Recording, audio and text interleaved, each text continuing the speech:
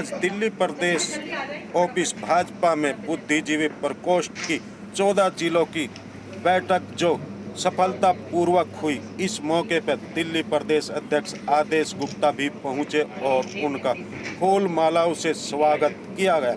इस मौके पे आदेश गुप्ता ने क्या कहा और बुद्धिजीवी प्रकोष्ठ के सदस्यों ने क्या कहा, आइए आपको सुनाते हैं। आदेश जी, आज ये बुद्धिजीवी प्रकोष्ठ की मीटिंग रखी गई है। भाजपा को बुद्धिजीवी प्रकोष्ठ बनाने की क्या जरूरत पड़ी है, क्या कारण है इसकी? देखिए, बीजेपी में अलग अलग समाज के विभिन्न आयाम हमेशा से काम किया है और इंटेलेक्चुअल सेल पहले भी था। जो मुद्दों पर रिसर्च होनी चाहिए और जिनसे जनता के लोगों के जीवन स्तर में परिवर्तन आए, कोई पॉलिसी जो सरकार के द्वारा ली गई है, इम्प्लीमेंट हो रही है, उसमें क्या परिवर्तन हो या उसका कैसे इम्प्लीमेंटेशन अच्छा हो, इन सब मुद्दों को लेकर रिसर्च करना और फिर रिसर्च पेपर के माध्यम से उसको जनता के लिए सामने लाना, इन सब बातों को लेकर ये इंटेलेक्चुअल सेल काम करता है।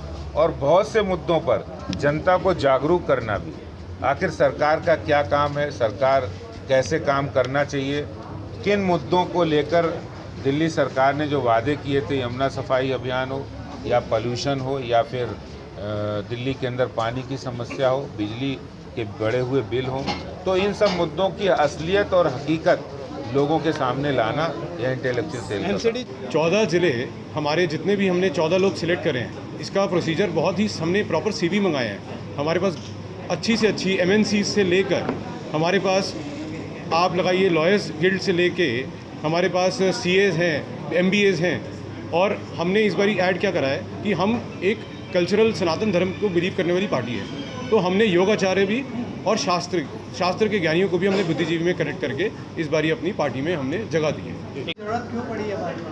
देखिए, इस प्रकोष्ठ की ज़रूरत मेरे को लगता है हर जगह होनी चाहिए, क्योंकि अगर आप एक बुद्धिजीवी को अपने साथ नहीं जोड़ पाओगे जो कि अपने विचार को अच्छी तरीके से प्रस्तुत कर सकता है, तो फिर आप नहीं कहीं स्टैंड कर पाओगे।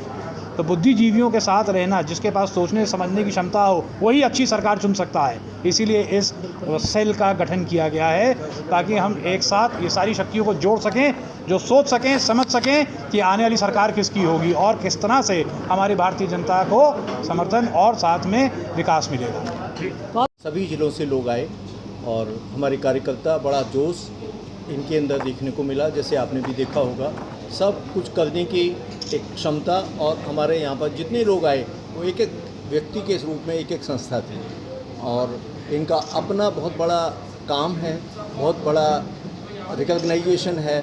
तो हमें उम्मीद है कि भविष्य में जो भी योजनाएं भारतीय जनता पार्टी की होंगी, उनको पब्लिक के बीच में लेके जाना बुद्धिजीवियों का जो मेन कर्तव्य है, और जो एक काम है उसकी फीडबैक, उनका रेपरकेशन, उनका विजन, लोगों का क्या राय है हमारी पार्टी को लेकर, इसको पार्टी के तक पहुंचाना, अपने सेंटर या अपने प्रदेश नेतृत्व तक उनकी बातों को रखना, ये हम कंटिन्यूअस करते रहेंगे।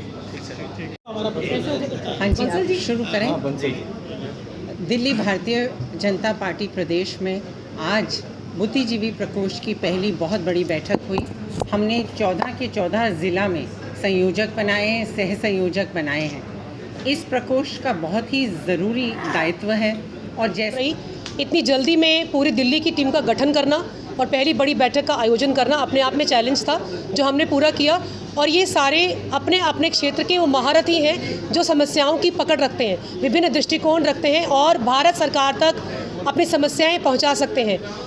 जो खोखले वादे और झूठे पोल खोलेंगे और जो ठोस योजनाएं उसको ज़मीन तक ले जाएंगे और अपने अपने क्षेत्र की जो समस्याएं दिल्ली सरकार और भारत सरकार के बीच में, केंद्र के बीच में आती हैं और कोई रिप्रेजेंटेटिव नहीं होता, वो हम इस बुद्धिजीवी प्रकोष्ठ के माध्यम से पूरा करेंगे और भारत सरकार को अपनी बात रखेंगे मजबूती से।